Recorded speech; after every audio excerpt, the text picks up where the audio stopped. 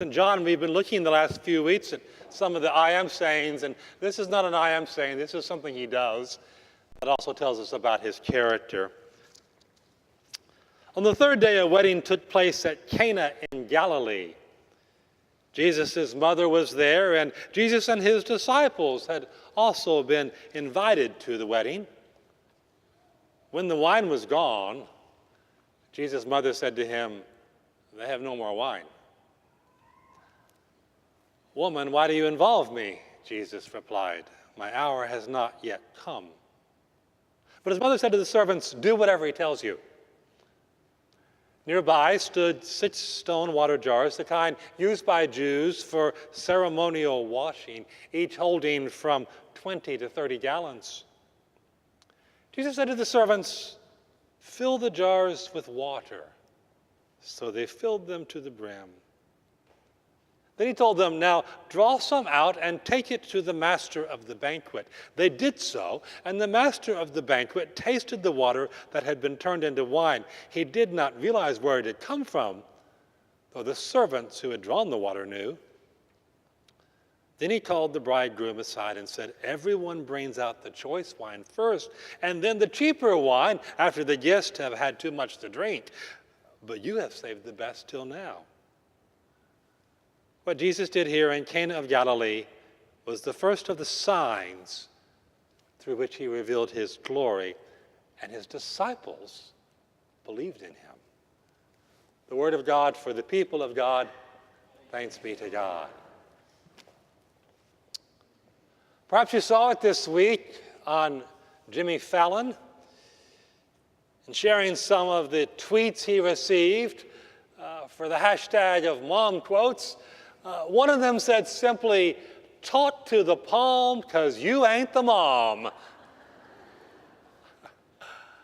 That's pretty close to the truth, isn't it? Most of us learned over the years that what mama wants, mama should get, because she's probably right in the first place. Some of you have heard me share how my own mom, the Nana, and there was always a definite article in front of her name, the Nana. She was a tour de force of a lady. She grew up on a cotton farm with her 4 sisters and their widowed mother. Became a nurse, surgical nurse, a good one, worked with Dr. DeBakey even. Raised both my brother and myself, sometimes almost alone as my dad worked long hours and was often away. But she had a peculiar way of saying things. Despite her medical training, she couldn't say strangled. It was always, "They strangled." She couldn't say the name of the gas company after it changed from Humble Oil. It was Etzion. I said, "There's no I, Mom, it's just Etzion."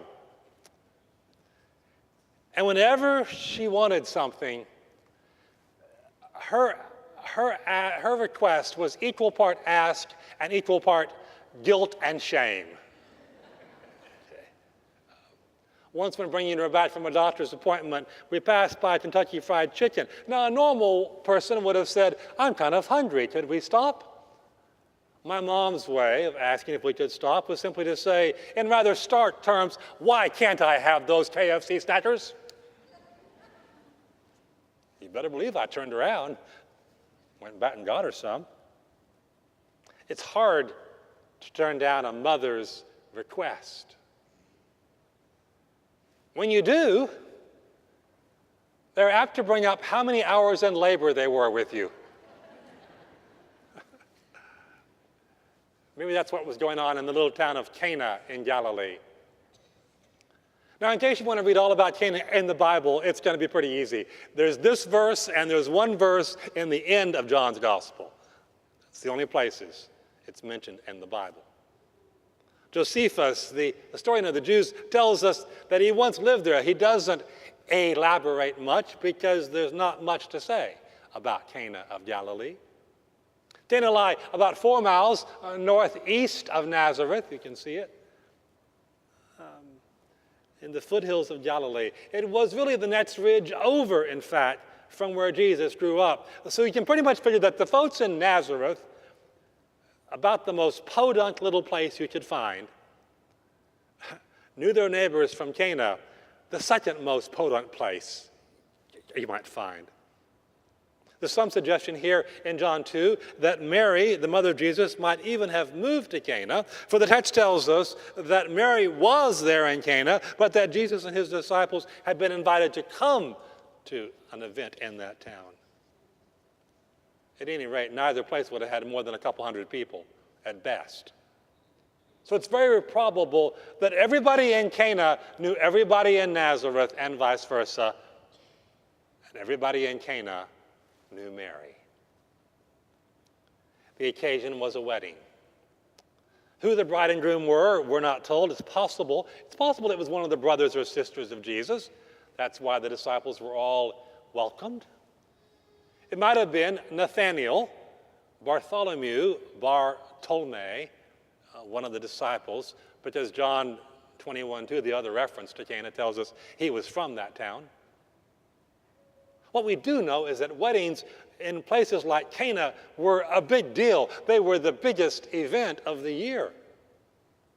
The Mishnah, that collection of oral sayings, what some have called the oral Torah, tells us that if the bride was a virgin, the wedding was to take place on a Wednesday. If she was a widow, on a Thursday.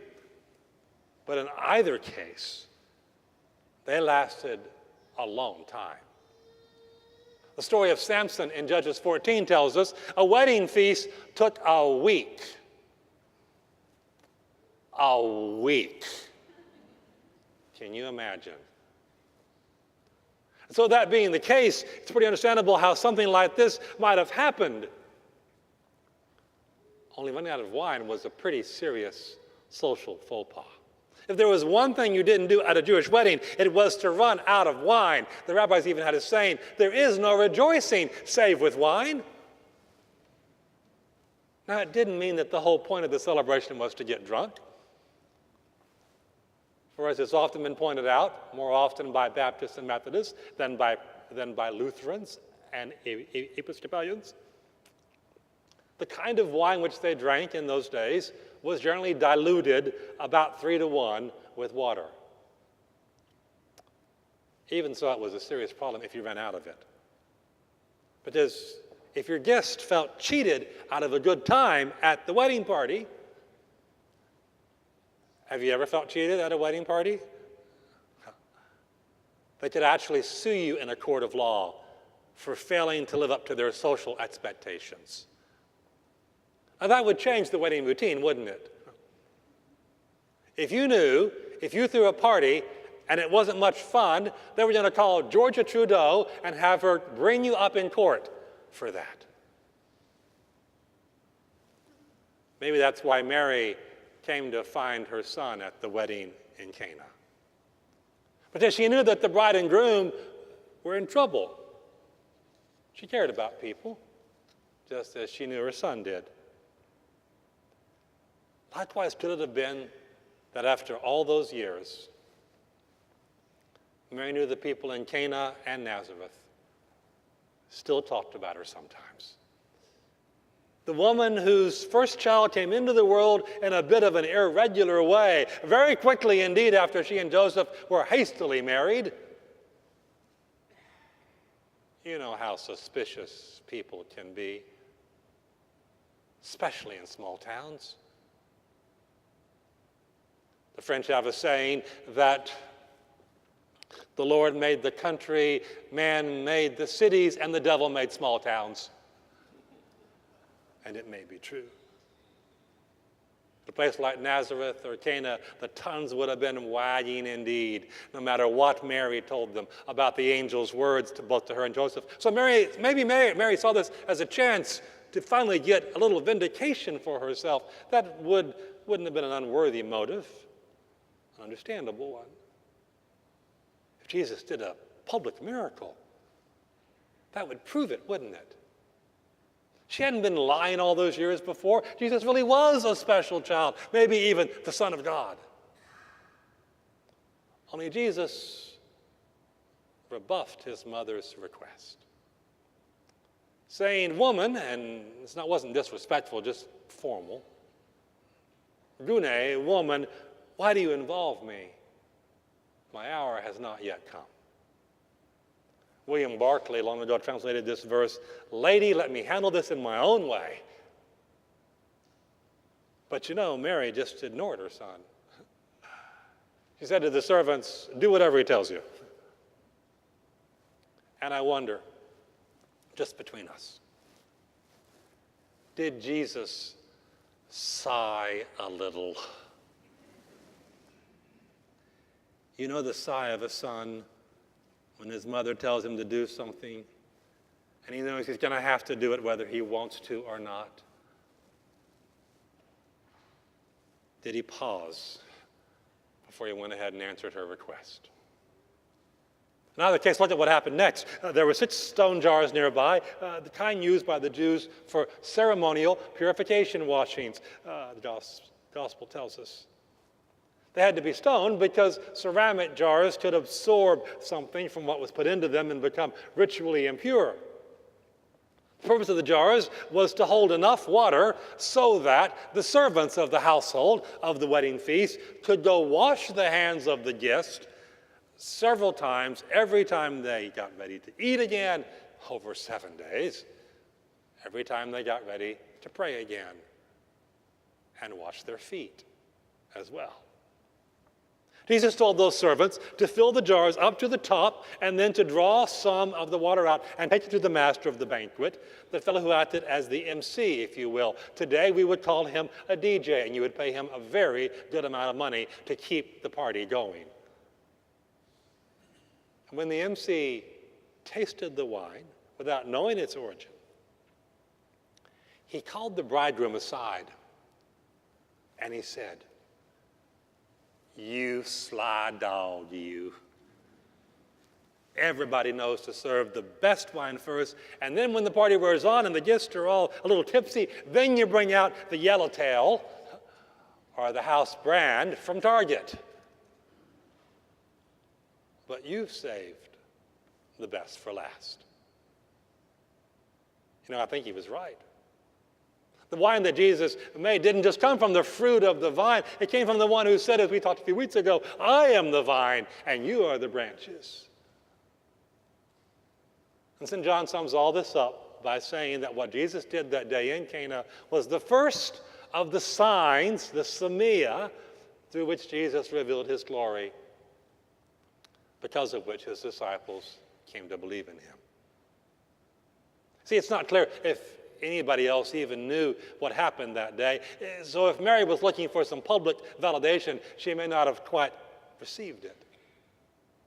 But the disciples knew, because they were standing right there when it all went down. And the servants, they sure knew. They were the ones who put water in the stone jars in the first place. Don't you know they ran over to those jars afterwards and said, let me get a sip of this. You see, in the end, this was an amazing display of the compassion Jesus had for people. Jesus cared about people. Young people, old people, rich people, poor people. He ate with the righteous. He brought bread with the unrighteous. He treated all men and all women with equality that was unparalleled for his time. He treated them as the children of the one true God. He never fawned over the famous, nor disdained over the down and out. He left that kind of behavior to you and me. He manifested a concern for the simple and the ordinary, for the underprivileged and the overlooked. If he had any prejudice whatsoever, it was the prejudice God has shown from the very beginning, a prejudice for the poor. And right there, you and I could learn a lesson from Jesus, couldn't we? How often do we judge people by their outward appearances, by what we perceive them to be, whether it's a true picture of their real selves or not? So we're accordingly interested in certain kinds of people. Jesus was just interested in people, period. Especially those who had a need, and this young couple had a need. So Jesus, being interested in people, quietly did what he could to give them a gift of double significance, a gift which not only kept the party going, but which kept the potential parties to any personal injury lawsuit happy as well. That's rather telling about his character, isn't it? When all was said and done, Jesus worked his first public miracle, not in some elaborate setting and not in front of the Pharisees or the Sadducees or the Romans in Jerusalem. He did it in an obscure village for a nameless couple who probably never even knew all that was going on behind the scenes. They only knew that when Jesus came, somehow the party got better. This miracle also tells us about the power of Jesus, though, to transform not just water into wine, to transform lives as well. Notice the method he used. His method of working transformations was then, as it has always been, simply to use ordinary people like you and me. Now, Jesus could have pulled off a spectacular trick, I'm sure. He could have snapped his fingers and instantly refilled everybody's glasses with an incredibly tasting wine that, no matter how much they drank, always stayed just below the rim of the glass. He could have been very dramatic about the whole thing, making sure that everybody saw him, and notice what he could do. As his mother looked on in a kind of "I told you" way. But instead, quietly, undramatically, with the help of human hands like yours and mine, Jesus instead called the servants, helped them fill up those jars with plain old water out of the well. Notice the servants had to cooperate with Jesus. They had to do all that they could before Jesus did what they could not do.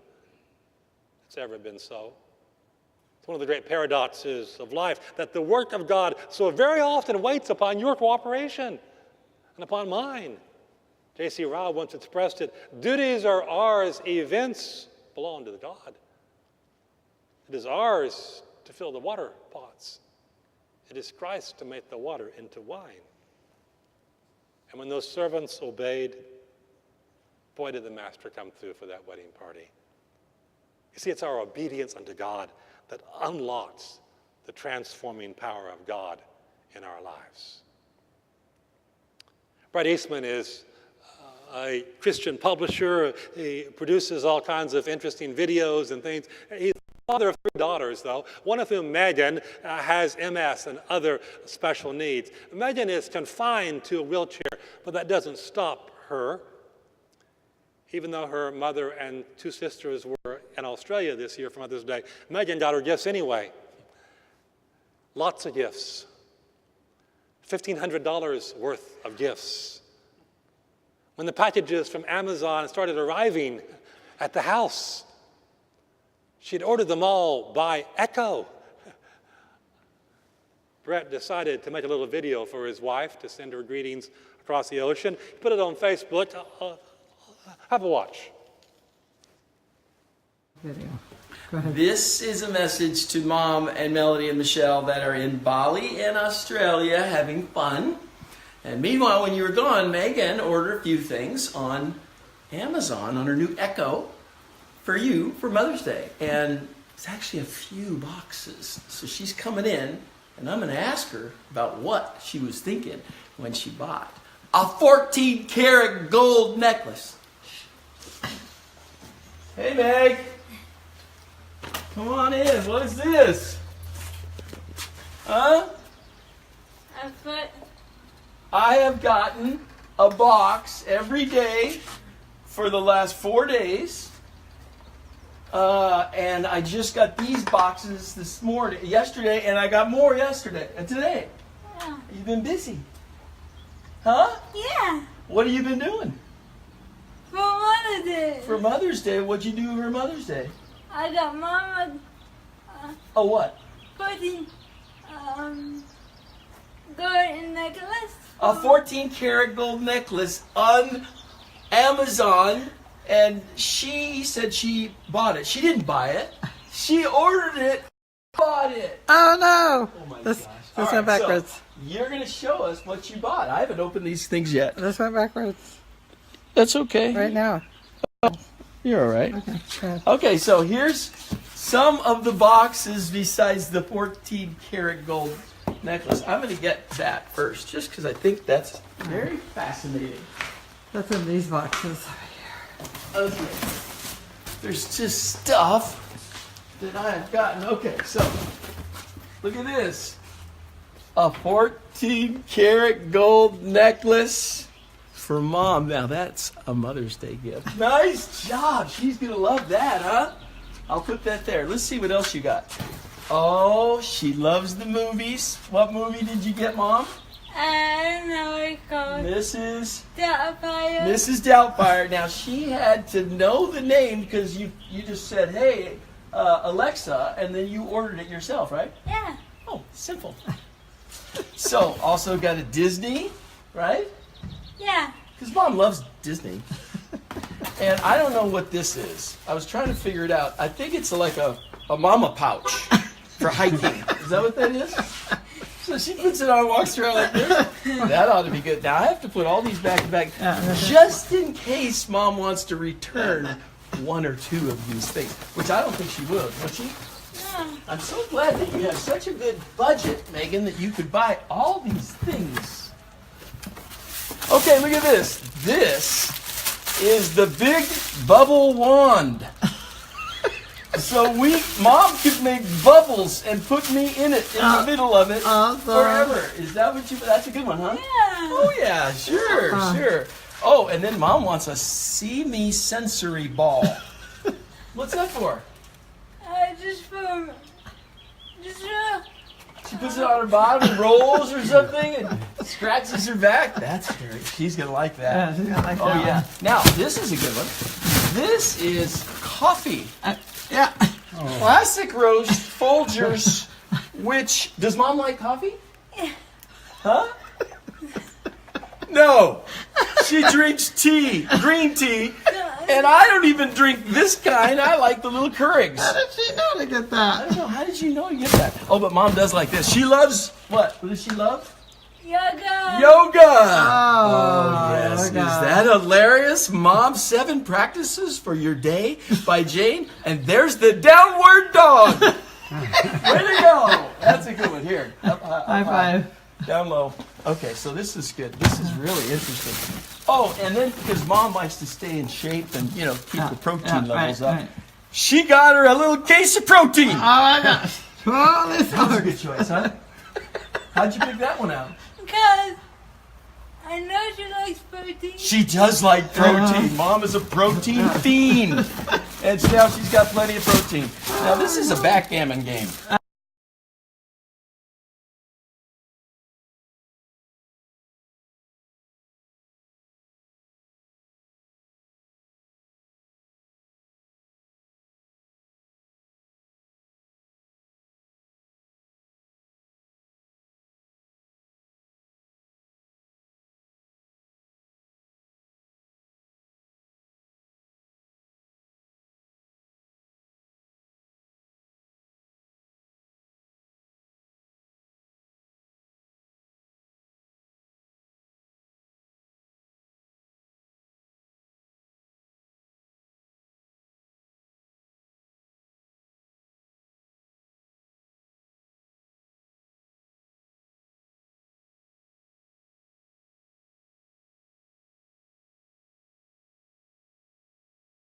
Video. Go ahead. This Again. Oh, never. Oh, Never. that is really. That got brought in the Wait, 'cause conversation. this is like Christmas. I know. The Okay. video goes on. Maybe you should send this to Amazon. We can cut it. We are. Yeah, I think it's a good Goes on for 45 more minutes. On Megan. Yeah. She is now their number 1. 45 more minutes. client. Megan got her mom all kinds of gifts, including 3 heating pads. So Brett just kept opening those gifts up. But the real gift, of course, is simply the gift of the love of a child for her mother, the love of a husband for his wife and his daughter, mostly the love of God for all of us. Because just as Jesus showed us so plainly, God really does love all kinds of people. He's ready to work in our lives if we're ready for him to do so. If we're ready to do our part. Water into wine. Broken lives into redeemed ones. Jesus really can transform everything. Even you and me, if we let him. Long ago, one day, it all started with a mother's request. On this Mother's Day, man, not in there. For what Jesus did in Cana of Galilee was the first of the signs through which he revealed his glory, and his disciples believed in him. So may we believe in him as well. Amen.